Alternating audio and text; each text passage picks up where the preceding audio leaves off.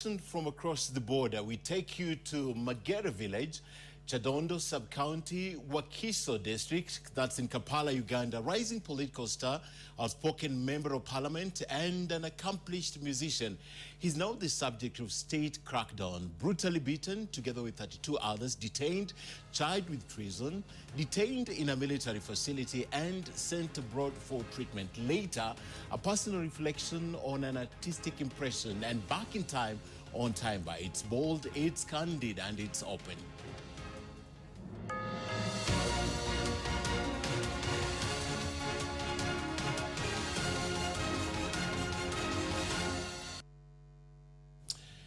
But first, my take. Now, what started as an isolated call for referendum to change the constitution are steadily gaining momentum, and although the default reaction will be to ignore them, doing so may be imprudent. We acknowledge the right from the onset that no constitution is perfect.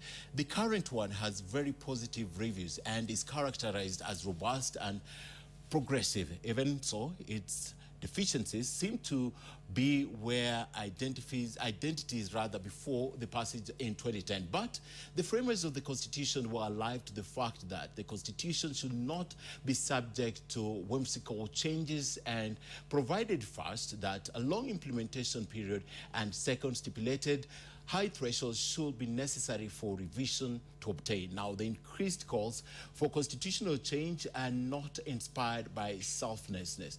On the contrary, they are triggered by the selfish interest driven by politicians, either for self-preservation or to create opportunities for personal gains. First, a narrative is being peddled that the Constitution is too expensive.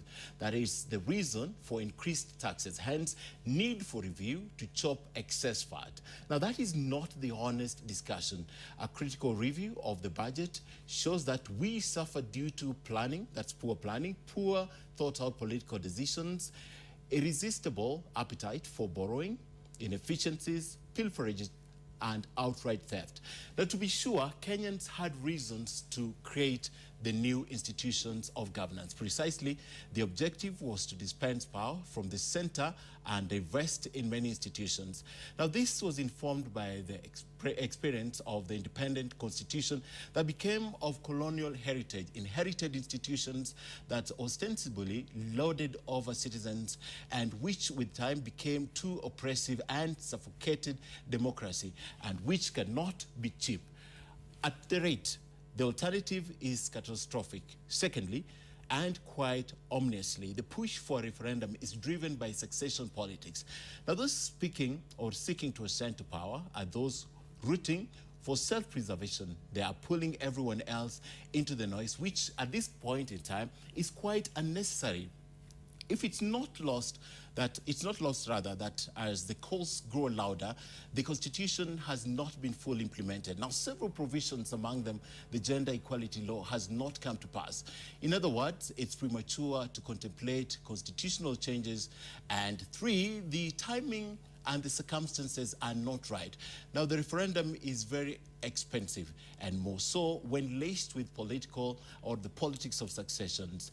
Now, the country is still reeling from the acrimonious election last year that created deep divisions that are yet to heal. So it's injusticiable to contemplate going through a referendum anytime soon. Not only will it raise temperatures, but entrench existing divisions and create even new fault lines. Now, we cannot afford that. This is the time for economic recovery, political reconciliation, and creating social stability.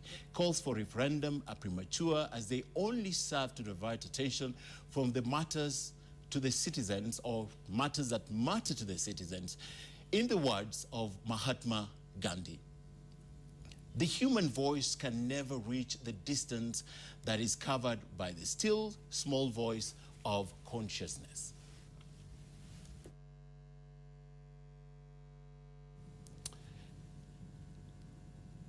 And so my guest tonight, Robert Kyagulanyi, he's Uganda's Member of Parliament for Chadondo East constituency, also popularly known as Bobi Wine. My name is Ken Mijungu.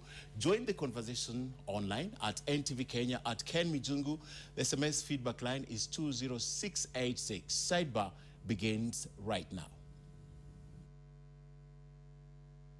Thank you for welcoming us to your home. Let me start. I'd like to speak about your relationship with the president. But before then, let me get this out of the way. The fact that you are out of the country for 3 weeks and you are back. How is your health right now? Well, all I can say is that I'm better than yesterday. You know, every day I get stronger and the pain reduces. Okay. And I believe in a while I'll be full. Yeah. What did the doctors tell you when you went to the US? Because you had an option, they took you to the hospital here first, and then you had to go to the US. Yeah, I was treated here, thanks to my doctors in Rubaga, and I was referred for specialized treatment, and that I will not go into right now. Oh, you don't want to go to the details of the specialized treatment, but you're okay. And this now opens a discussion for what really happened in Arua, because that's where it started. Yeah. Yes, what really happened in Arua? Well, we had gone to Arua for campaigns, but again, the president was there also. Whatever happened, but ultimately, my driver was shot dead. And I believe it was an assassination attempt on me, because I was sitting in the place where Yasin sat just a few minutes later. So my driver was shot dead, and I was brutally arrested together with other people, beaten so bad, tortured, you know, and then detained. I was detained in a military facility where the government, you know, brought 2 machine guns and claimed they found that you had firearms in your room, in your hotel room. Later on, those charges were dropped. Okay. But I was later arrested again and charged with treason. I will not go in the details of that case because it's in court. It's in court. But anyway, I am here. I would rather look at the positive, not the negative. Okay. I know that I'm alive, and I know that, you know, God is on side of what is right. Okay. For the Kenyans who are watching this, they don't really understand the stakes that were at Arua. What were the stakes like? Because you were supporting an independent candidate and the president was supporting his candidate from the party? Well, the president was supporting a member of his ruling party, you know, and I was supporting an independent candidate, the Honorable Kassiano Wadri, and I'm glad he won. And it was basically a contest of ideas like it is supposed to be, you know, yeah. Okay. And we won. We also saw at Arua later there were claims that your entourage, you party members, you supporters, not party members, but supporters, stoned the president's car. Is this one of the charges that have been brought against you? Yeah, basically malicious damage of property? That's the basis of the charges. Yeah. Yeah, against us. Mm-hmm. Yeah. Okay. This is not the first time you're getting into such a verbal exchange with the president, but you have been very consistent and vocal about the change that supposedly should come to Uganda. Yeah. When did this journey begin? When did you realize there is need for some change in Uganda? It's been a while, man, you know. Like you must have been seeing, I was just an artist doing my music and having my fun and making my money. I was making some good money, by the way. You know, all was good and it didn't matter to me until, you know, one of the many, you know, memorable days, I had just bought my new Escalade when I was attacked and beaten by a member of the security forces simply because I was driving an expensive car. Okay. So that hurt me, but again opened my eyes to the injustices that have been going on that I'd never paid attention to. And actually that's how my music began to change fundamentally from just usual singing to issues that affect the people. Yeah. Yeah, and it was like that until just recently when I saw that maybe it's better to not just stop at singing about it, but actually take an active role in trying to change that. Yeah. And one of the songs that you sang, I know about the Freedom Song. Yeah. The Freedom Song that has been hugely popular. I'd like to get a quote that I'd like you to react to regarding your stand in several things. You say, when leaders have become misleaders and mentors have become tormentors, when freedom of expression becomes the target of oppression, opposition becomes our position. Talk to me about that quote. Yeah, when leaders become misleaders, you know, our leaders used to be good leaders, you know. Our president used to be one of the best African revolutionaries. You know the stories. He was a great revolutionary. And when our mentors become our tormentors, when I look at our president, when he was around my age, the words we were saying, that's the best example to follow. And that's why we are following into that line, you know, to resist what is wrong, although for us we think it's better and more civilized to resist peacefully, like we are doing. So it's not been peaceful, Bobi. It's not been peaceful for you.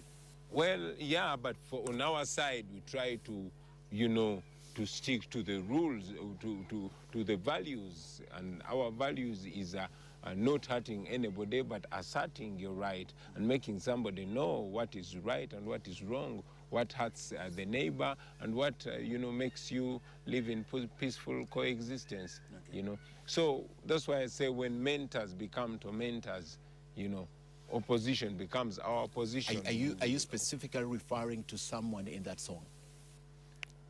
Not someone per se, because the situation here in Uganda, in my opinion, now is not, although it anchors on an individual, but it's not only for an individual to salvage, you know?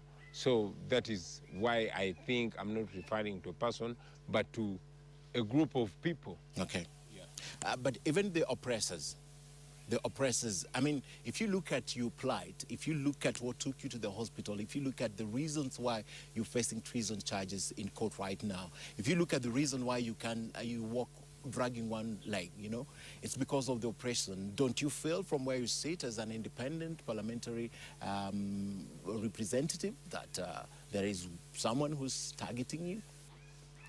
Yeah. Although I'm a member of parliament, I would rather communicate to you and indeed to all my Kenyan brothers and sisters as a common person, because I don't go there to represent being an MP. No, I was already an artist, but I go there to represent that common voice, the same that I represent, yeah? So when I'm being targeted, is to ensure that the targeted and already affected millions and millions don't rise up. Okay. You understand? Okay. If I'm beaten for speaking out what I believe is right, you know, look, take a closer look, a wider look and see how many wananchi get beaten. And then you realize that others get beaten in a different way. So yes, I am targeted, but it's because I try to open the eyes of those people that are oppressed. Do you believe specifically that President Museveni is targeting you as Bobi or as Robert? I would hate to reduce this whole issue to just me or just President Museveni. No. This is an issue of more than 40 million people. Okay. The Ugandans that are misgoverned, the Ugandans whose future continues to be uncertain, the Ugandans that die every day giving birth, those Ugandans that live with big ideas and big aspirations, yet the conditions don't make it any possible for them to achieve that. Okay. So I think this conversation should widen beyond Museveni or beyond Bobi Wine, and we start looking as Ugandans or as East Africans, the kind of population we want to be, the kind of people we want to be. Okay. And that depends on the kinds of leaders that we have. Yeah. Specifically, the reason why I'm asking this question, you had a press conference earlier in the week, and among the things you said, let Ugandans go. You're referring directly to the president. Yes. Yes, the president is too powerful that he gives these you know, views that are disrespectful and oppressive to the people, and he does not seem to care, you know. For example, he knows that we are enslaved in the poverty, we are enslaved by the overtaxation, but at the same time, he says, for him, he is nobody's servant, you know. And yet leaders are Works for his grandchildren and himself. You don't say that to us, and yet we are the ones who pay taxes. Okay. You get what I mean? You have to free us so that we can decide which kind of leader will serve us according to our comfort, not according to our discomfort. Okay. Yes. And of course, you reminded him at the press conference that yes. a time will come when he will not have the power. Yes. And you'd like him to imagine what it will be at that time when he doesn't have power. Yes. Why is that necessary at this time? No, listen, when President Museveni was my age, yeah, he promised so much, and that is the Uganda that our fathers envisioned. Okay. The reason why our uncles and aunties sacrificed their lives. You understand? So we cannot be promised a raw deal.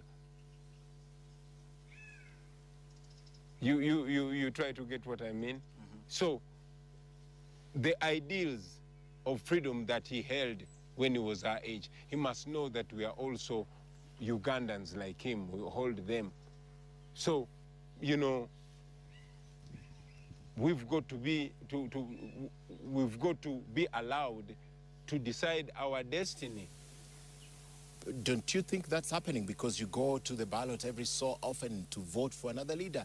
It's just that NRM has been taking power from other people who've been contesting. Straight from my mind, I'm thinking of Kizza Besigye.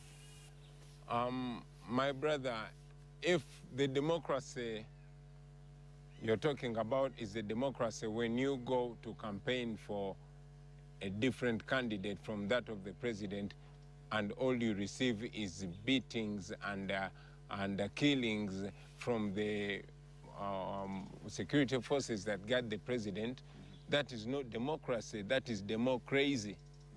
You understand? We've got to live by what is written in the book. We have a constitution that is not followed, where people do not have rights at all, you know. So a fallacy of democracy should be replaced by real democracy. The real democracy that we, you know, hoped for. The real democracy that a huge price was paid for. Yeah. Okay. And of course, aside from that, I'm just still dwelling on the subject of you and the rest of Ugandans who are with you in this struggle, and people watching from outside that think you're being targeted. Is it also because last year you were at the forefront of the debate on the age limit? In Uganda here, anybody that opposes what the president thinks becomes an enemy. And once they declare you an enemy, they are going to lose all morality and do all the immoral things. It will be remembered that me, together with many other members of parliament, were attacked on the floor of parliament, severely beaten. Some have not actually recovered fully from that. And then, you know, we were incarcerated, but later released. So, since then, my house was attacked, bombs were thrown on the room of one of my children. Many things have been going on until the most recent. However, that is not supposed to deter us, basically. Okay. Yeah. And that brings in the question, Bobi, of how far you can push this. We have seen the people in the struggle before you. How far can you push this? Well, I wish this would be the farthest. I even wish we didn't have to get here, because elsewhere, for example, in Kenya, you guys are living freer, although, of course, I know that it can also be better. But, you know, as a person, I made a resolve that I will not be anybody's slave in my own homeland. And for as long as I still feel injustice, I will fight injustice for as long as I live. Okay. Yeah. Okay. I'd like to talk more about your involvement in that struggle and how you intend to push it.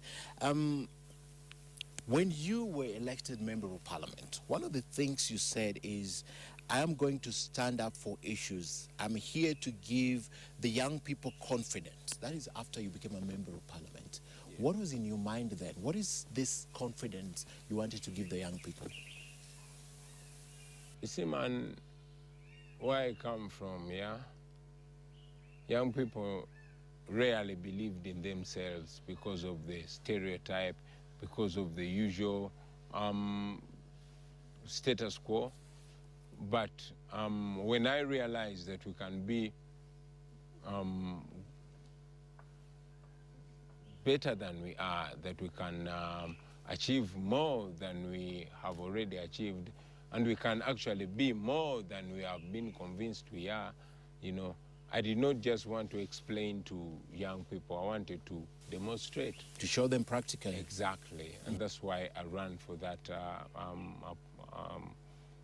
office. And even after I won, I wanted my actions, I had a different mind, but there's no way I could just explain it in songs or in public speeches. I wanted to demonstrate it, and that's why I'm trying as much as possible to show the young people out there what they should do. But even when you were running, Bobi, did you believe you would win? It was a by-election.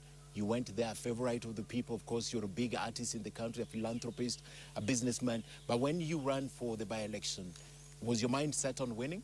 Yes, man, I knew I would win. You know why? No.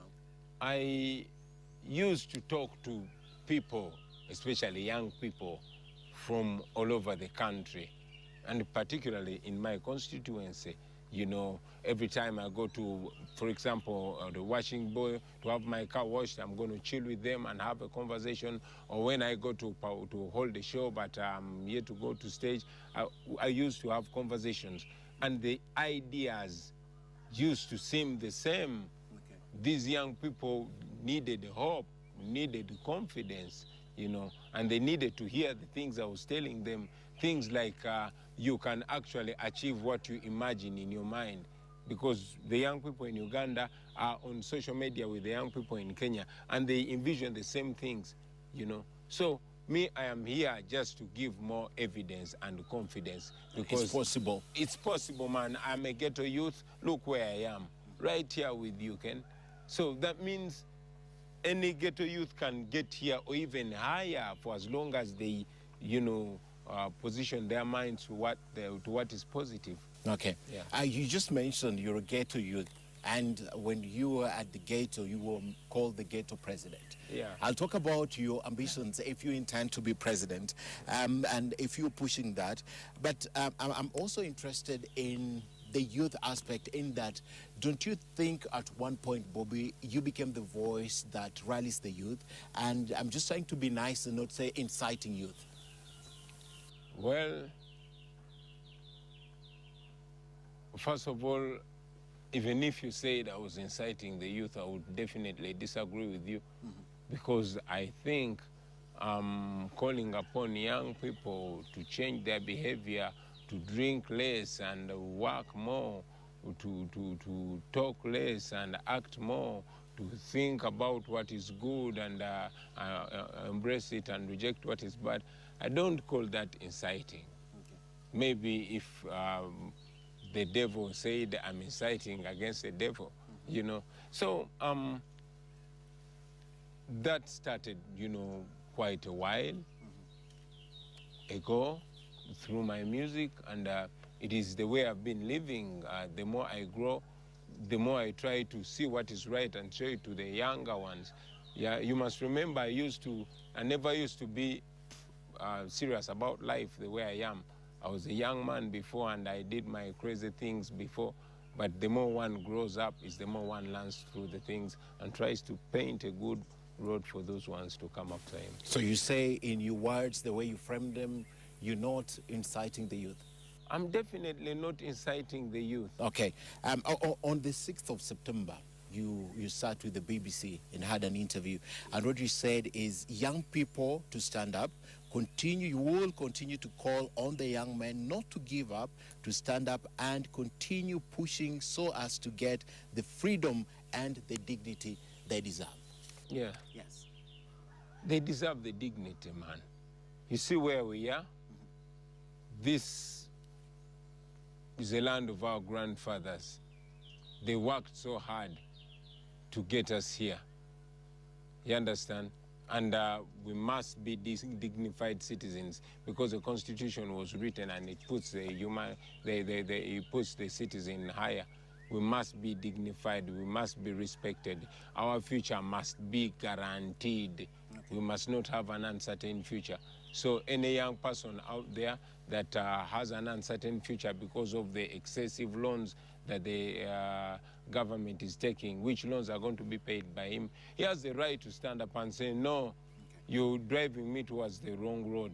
You know, I want to go this way. This is what I want to envision. This is where I want to go. You know? Don't you think in those words you're basically encouraging them, but also in a way cleverly inciting them when you tell them to stand up and reclaim your freedom, reclaim your dignity? No. People deserve dignity, and if dignity had another word, I would use it. Not in doubt, but the words you use, stand up. Yes. You've got to stand up. You've got to speak up. Okay. You've not got to, don't sit down and keep quiet. Stand up and talk.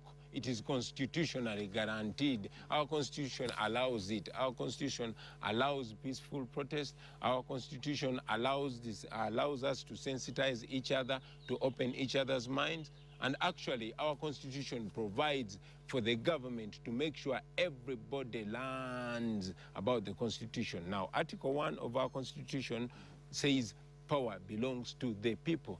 So for us, we're just anchoring all our ideas on Article 1 of our Constitution. Your ideology of power belonging to the people and the president's ideology of the power belonging to the people are totally different. Bobi, stay with me. I'd like to come back and talk about that. And when we come back now, we'll not talk about Bobi. We'll be talking about Robert Jagulai, the Member of Parliament of Chadondo East constituency. We take a short break right here on Sidebar. We'll be back. Stay with us. Let's talk briefly about Situka. This song, majorly, if you look at the theme and all, it's about awakening the Ugandans, you know. They have to come to the realization about insecurity and corruption and all. Talk to us about Situka. What was in your mind in that song? That song, I released it in 2016. Yes. After the elections, the general elections.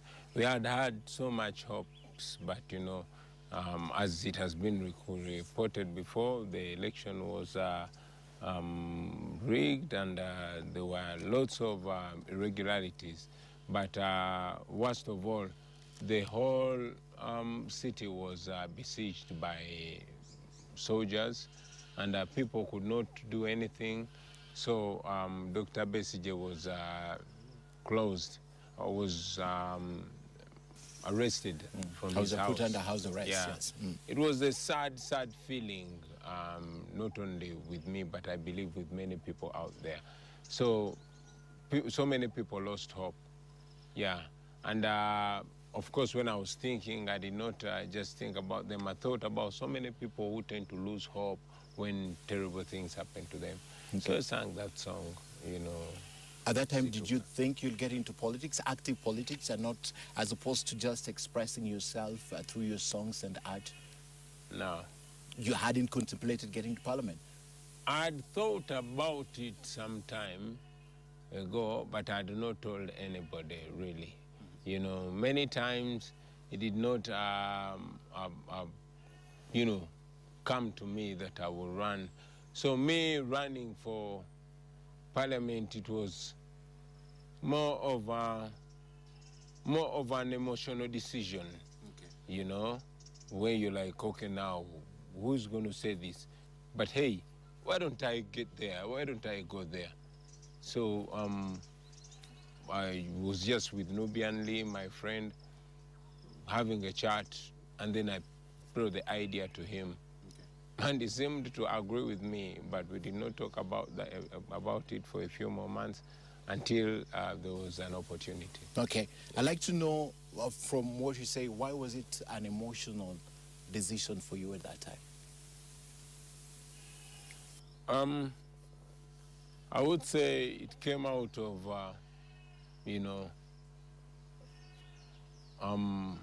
desperation, like not having somebody to say it for me the way I feel, you know. The way you can say it. The way I felt I could say it. Okay. And I really felt I could say it, you know. I was determined, I'd resolved, you know. So I put my foot forward. In this journey now, as a member of parliament, you seems to have thought about it. Now there's a new ideology you are planting in people's minds. You have been the ghetto president for the longest time.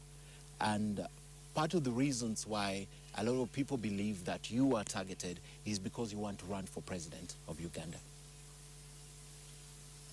Well, whoever thinks like that has their own reasons. But as for me and the people who I work with, we are more concerned with opening the conscience of the people, because we believe that's the most important thing, you know, for people to open their eyes to the situation where they are, and indeed to even further open their eyes to the power that they have right in their own hands. If we succeed in that, it is not a matter of what position, what anybody takes now. It is about all of us waking up to the fact that we can actually decide where we want to go. Okay. As at now, as Robert Changulanyi, you are not thinking of running for president in 2021? I would think that's diversionary, really. How can you even start thinking for president, to be president, if you're not free? You understand? Okay. So we are trying to get like minds together. And then, I mean, who leads us to whatever destination does not take any time to decide for, as long as you are where you're supposed to be, which I believe we're not yet. Okay. Yeah. At this particular time, you don't have a political party. You are an independent candidate. In fact, no one can make a guess about what party you will be able to run in. You're an independent candidate. But one of your allies, that Mugisha Mutu, just resigned, and he's your ally. And a lot of people are now thinking what I'm thinking. Are you thinking what we are thinking, that there is a way you are forming or realigning on this? Well, we've been working together with like-minded people from different political parties, from the FDC, from the Democratic Party, even from the NRM. Even if these comrades had issues in their parties, we were working on the common principle that we all want a Uganda free of dictatorship. Okay. And yes, we will continue doing that, working with all like-minded people, brothers and sisters, you know, regardless of what, you know, controversies exist in parties, you know. We now believe that we just need to come together, and it's going to require all of us to come together, okay, which I believe we can achieve, and okay, we will achieve. Okay. Yeah. And under your ideology, you talk about people power, our power. What is the clock for, and why is it at exactly 3 p.m.? Now, that's a good one. When I was running for MP, I used the clock. And that clock, after using the clock, people drew a meaning out of it, especially the young people. They started, you know, showing all the politicians that don't represent them that it's time for change. It is time for the new generation. It is time. So it started making more sense than just a clock. And yes, when our colleagues were printing, we started using it even on the T-shirts. However, we are keeping on reinventing ourselves as people power. But the principle remains that all of us who believe that power belongs to the people, as enshrined in Article 1 of our Constitution, are coming together regardless of political party, regardless of religion, regardless of tribe. No, from wherever you come from, for as long as you are a Ugandan who is fed up of oppression, a Ugandan who wants to be part of his or her own country, we're coming together under this umbrella that we call people power. People power. And of course, you say the discussion or conversations around you running for president in 2021 is premature and diversionary. But I'm still thinking these conversations are important to you. Don't you think you're just afraid of having that conversation? Don't you think you're just afraid of coming out to talk about this? I think it would be irresponsible to start talking about positions of leadership now in a Uganda where we are. In a Uganda where I am member of parliament, I have a responsibility not only now to represent my constituency, but because I am connected to the people, especially the young people across the country, I find responsibility to open their eyes to this. Presidency is not any single person's responsibility. But what kind of presidency it is it? We even have a president now who is the boss, and yet we as citizens are supposed to be the boss. You understand? Okay. So I strongly, strongly believe that right now the issue should be how much people have been blinded, you know. If we talk about presidency, it will be reducing it to a few people. Now this job is for all Ugandans to free themselves. Yeah. So you're not afraid to have that conversation? To state clearly that you want to run for president, because partly that's responsible for your troubles. I don't believe you, because when we were arrested, 33 of us were arrested. We were all beaten so hard, but Honorable Zake is still in hospital, you know? Yeah, people have been beaten before me. If you knew what they did to Honorable Namboze, you know, what they've done to Dr. Besigye and all other freedom fighters. So let's not reduce this to individuals, because people have paid the price. Okay. Yeah. Let this be a national view where we don't just look at a new president, but look at a country where things work, where there's no corruption, simply because all people understand that it is corruption that had sunk their country. Okay. You know? Okay. Yeah. When the time is finally mature, in 4 years, is that something that will cross Bobi's mind? Or Robert's mind? We still have up to the end of this year to sort out, and you're asking me about 4 years. So what is important is sorting out what you're starting. Yes. All right, let me ask you then, what is your kind of relationship with the head of state? What is your relationship with President Museveni? I wish it was good. I don't know. The last time I heard the president speak, there were not very good words about me, but of course, I mean, I'm just a member of parliament, you know. I think I wish it was good, because that's what it's supposed to be. Okay. In my tradition, younger people reach out to the older people. Have you reached out to the president to try and find out what the matter is? I've been in hospital, first of all, but because the president has been communicating on social media, I've reached out on social media. I've sent out. You have responded on social media. I mean, that is what, I mean, in my culture, younger people learn from bigger people. Older people. Yes. No wonder he calls you indisciplined grandson. You've had that kind of name. You saw the statement. He called you our indisciplined grandson. Yeah, you see, I'm not really an indisciplined grandson, but it's also important for our grandfathers to know that sometimes even the grandchildren tend to see. For example, now I am the kind of grandchildren who want to take care of the grandfather You understand? Even when the grandfather does not understand that it is important for the grandchildren to take care of him or her, you know? Yeah. Okay. After that comment, there was a statement that was sent out by the president. I believe you were outside the country. Did you have a straight response to the president through the channels after he referred to you as an indisciplined? He was trying to discount your injuries and the theories that you were injured during the Arua arrest. Well, honestly, I still believe that it is not right for me to respond to everything that the president says.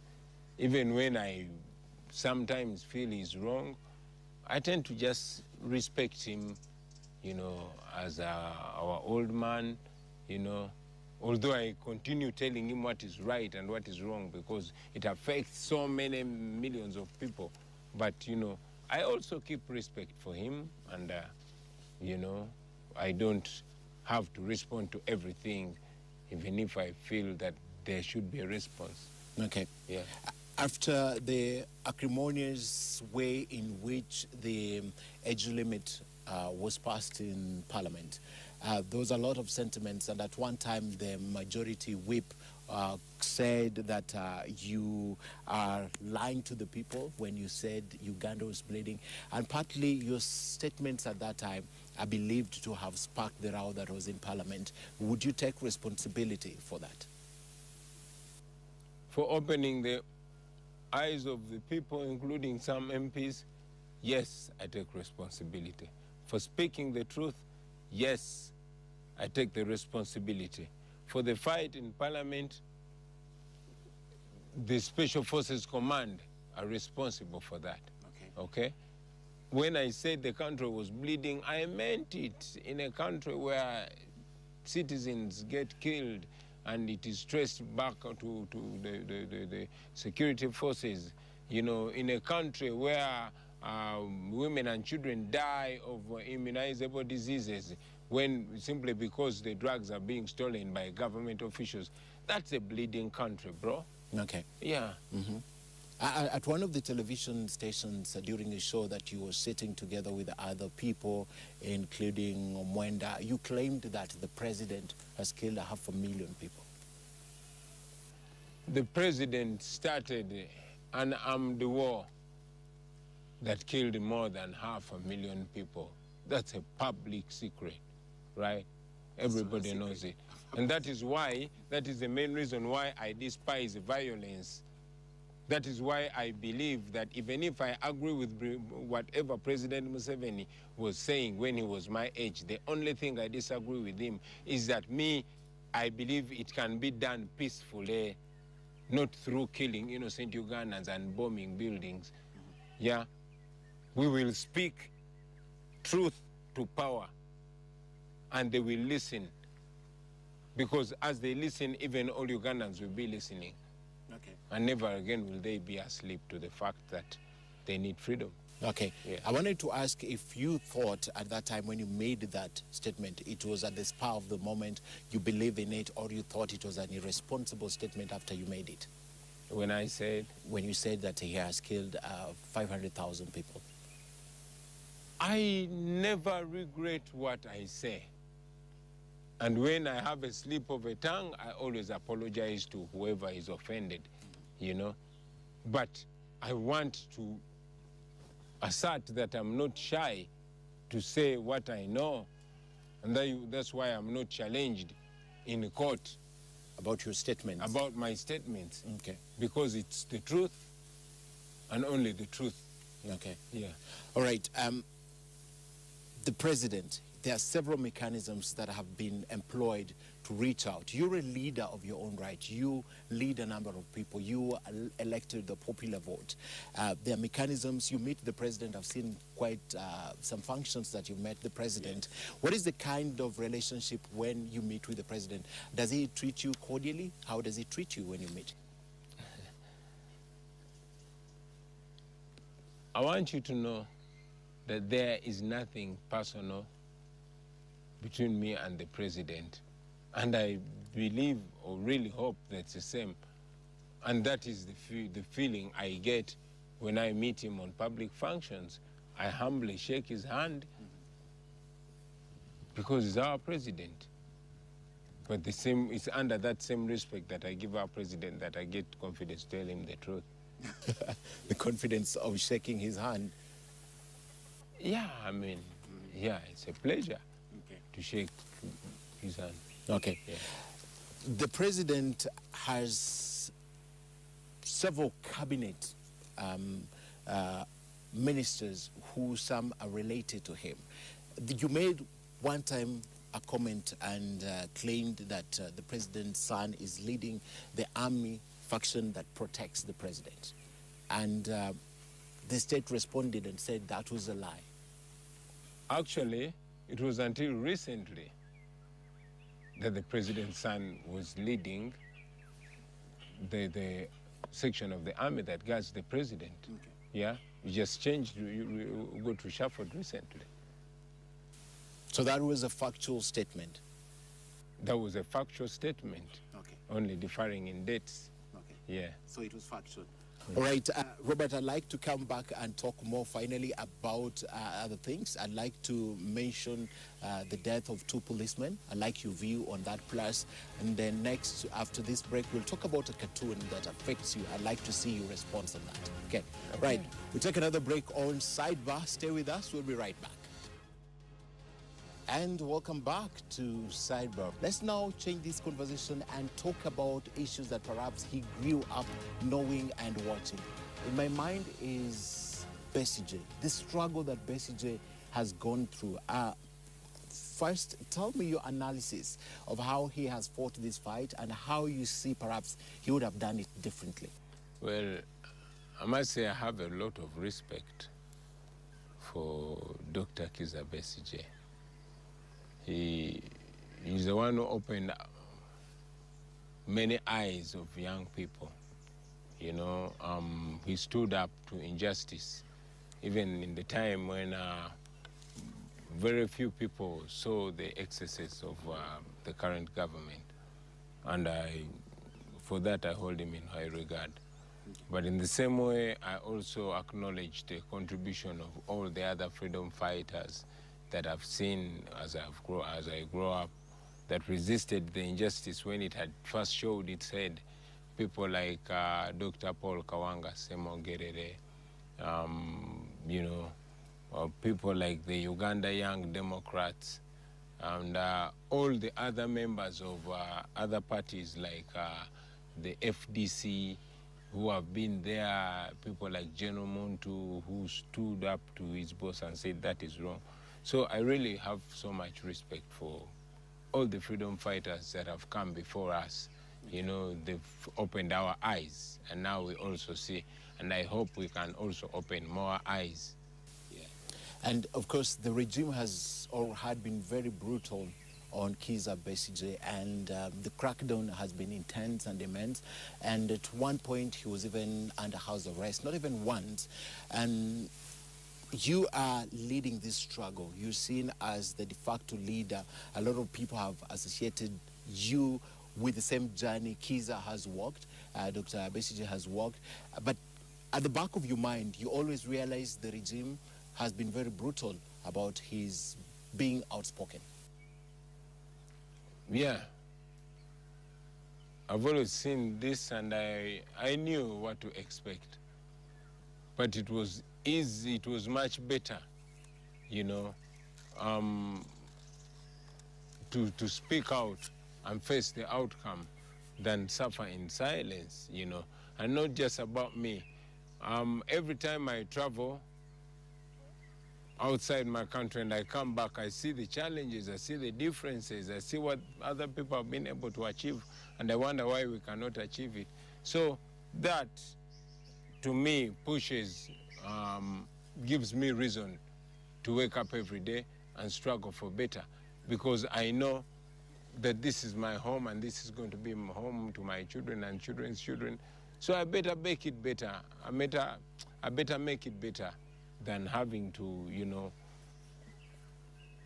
having to just imagine what I could have done when I'm old. Okay. Yeah. All right. The issue of Besigye and the state crackdown brings me to perhaps a wound that you not like to open right now, the death of your driver, Yasin Kamura.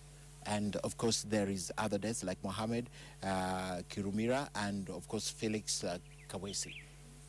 And a lot of these deaths have been attributed to the struggle. For example, Mohammed Karumira has been seen widely as a policeman who stood for reform. Sadly, he died about a fortnight or 3 weeks ago. Yeah, it is sad that we lost our brothers, and that's all that there was. No report, no nothing. But again, I must mention that the ones that are known or mentioned are the celebrities, but so many people keep dying in uncertain circumstances, and they pass away silently. So that alone is supposed to remind you about the sorry state of our governance, because we have a police, but it is more interested in playing politics than doing its constitutional mandate. Here in Uganda, you know, a police officer was recently seen giving out money on behalf of the president. That's not the duty of the police officer. But how did they know it was on behalf of the president? Because they said so. Because he said so? Yeah. Oh, okay. Now, it is important for the police to do its noble duty of guarding and protecting the lives and property of the citizens, other than playing politics. Otherwise, the more they divert from their constitutional mandate, is the more the situation deteriorates. Okay. Yeah. Would you describe Uganda, the modern-day Uganda, as a military state or a police state? Yes. Which one? Which one? Military or police state? I think Uganda has slowly degenerated into a military state. And to confirm this, look at the day I was coming back from treatment when the whole airport was besieged by the military. Military took over the work of the police on all police stations. You know, it's a military state. Okay. Yeah. Okay. Let me bring in your family now. You young. I just realized you're just about a year older than me. And of course, you have a young family. What do they tell you? Do they urge you on? Don't they fear that you increasingly touching live wires? Well, my family fears. But what can they do? Nothing. You know, they know what I'm doing is right, and they stand with me. But again, they keep expecting the worst every day, you know. They've seen this before. However, we keep praying together. Every time I get with them, you know, I try to make them, you know, feel strong, but it's challenging also. Okay. Yeah. Your children, how do you explain to them, for example, being in hospital for a week, disappearing and not being able to talk to your wife, Bobby, and your children? How do you explain to them? Man, it's hard. You know? Yeah, but the children, Bobby helps me talk to them, and then I also talk to them. I explain to them the situation, that the kind of country that we are living in and how we can make it better. And they agree with me that I've got to do what I've got to do. Okay. Yeah. Yourself, do you fear each time you drive out of your gate? Because I even realized that a few people I've spoken to tell me you don't even walk around with bodyguards. Sometimes you drive yourself. Do you fear sometimes you might walk out of these gates and you'll not be able to come back?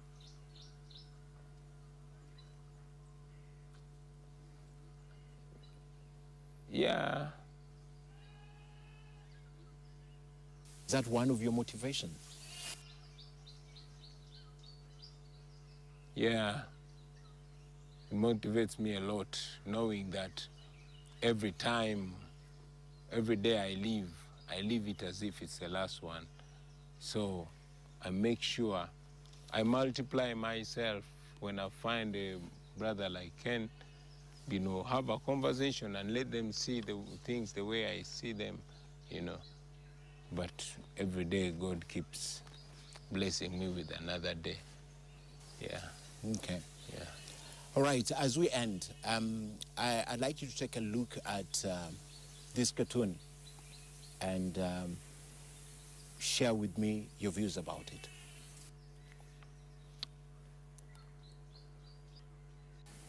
All right, what do you think of this artistic impression?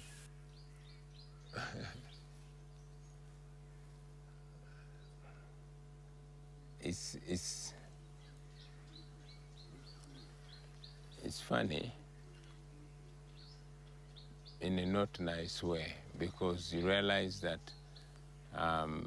this monstrous gunman is moving with a tank and then also shooting with a small gun. But because people are so many, as they die, they keep falling in the way where the tank is supposed to pass, which shows you that at one time, even just the hip hop bodies could block the tank from going any further. And then this guy could not brutalize people again. And yes, what it says, no matter how many of us you kill, we shall always outnumber you. It is a rude reminder that, you know, by the time you outnumber the killer, he has killed so many. So it's a rude reminder that we must not only outnumber him, we must out-organize him. You see me? Okay. Yeah. Okay. All right, your favorite part now. Let's go back to Bobi. There are 3 songs. I want you to choose one and either give us a chorus or the first 2 lines. That's Time Bomb, Situka, and of course, there is Freedom. Which one for you? Okay. This one, I did Time Bomb way back. I was even broke. Yeah.